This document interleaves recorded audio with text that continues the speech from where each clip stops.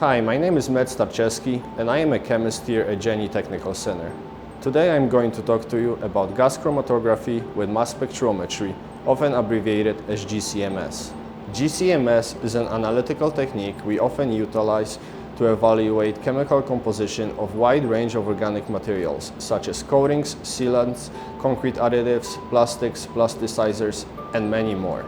Only materials that can be vaporized can be analyzed by GCMS. Vaporization can take place at high temperatures, but materials such as concrete, stone, metals, etc. cannot be directly analyzed, although coatings or additives to these materials can be analyzed if they can be vaporized.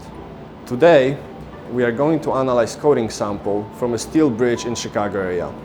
The sample represents coating which experienced failure during the first year of service, and we were asked to perform failure investigation to determine the cause.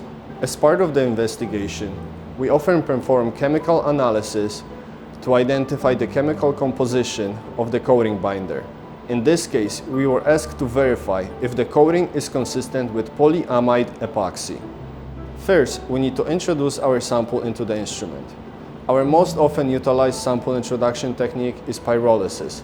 During pyrolysis, the sample is rapidly heated to its decomposition temperature.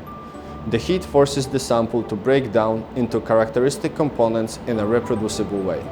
The gases evolved during thermal decomposition travel into the gas column, where they are separated into components, allowing for analysis of complex mixtures. After the components are separated in the column, the mass spectrometer detects the fragmented compounds and creates a mass spectrum of the material.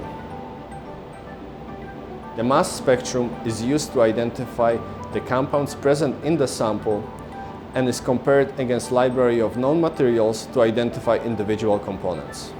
The major benefits of using GCMS for evaluation of construction materials include the capability to separate mixtures, ability to detect relatively low concentrations of materials, and ability to look at evolution of volatile compounds at elevated temperatures.